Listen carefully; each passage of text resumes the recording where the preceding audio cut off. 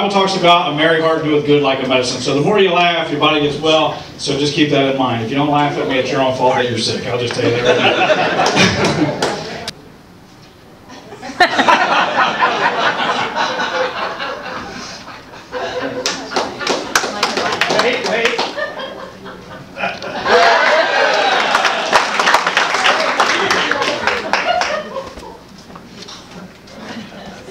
I know you from somewhere.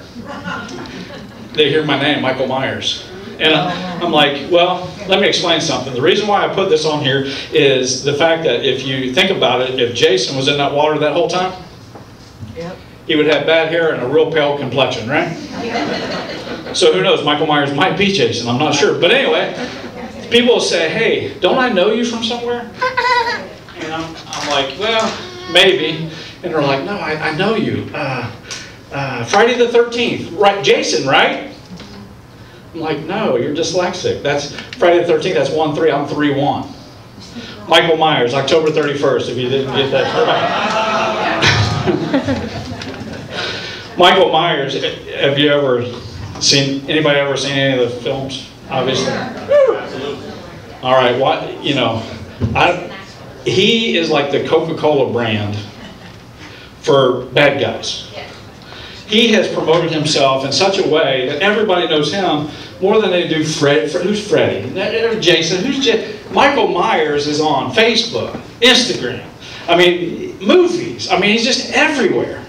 And I started thinking about it. Why in the world does social media and all this media outlet promote him so much? And then I started to think, white privilege. These cars would go up and down, and I would time it. Back then, it was the dim lights. It wasn't the LED lights, right? So the white mask, barely illuminated, dark clothes, and I would walk out of in between two cars. As a car would come, I would just do the slow walk. So they would pass me. Some, you know, would get upset, honk their horn, whatever, go on. This one particular car decided to slow down, and I could tell because as I went across the street, I seen the tail lights, and then I heard the car kind of going to a stop. So I turned to meet the individual. I stayed in character. So the car's, you know, half a block away, and the guy, he's a big guy, I wouldn't want to meet him in a dark alley, but anyway, he gets out of his car, and it's like a Z28, he opens up his trunk, he grabs a crowbar, and if you are young enough, you don't know what that is, that helps you change the tire. But anyway, he grabs this crowbar, and he yells down the street, "Come on!" So he is obviously wanting to be my friend. So I start walking toward him really slow. I see the light, thank you. He start walking toward him, right? And I can tell that he's reevaluating his commitment. Now, folks, if you're ever in a relationship, you need to take your time, you know, don't go so fast. So I was just kind of slowly walking. So anyway, I got about 20, 25 feet, and he freaks out. He throws a tire iron in there, shuts it.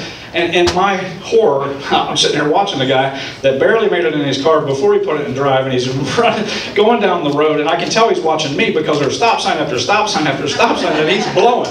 And I just continue to walk saying, "Come back, friend."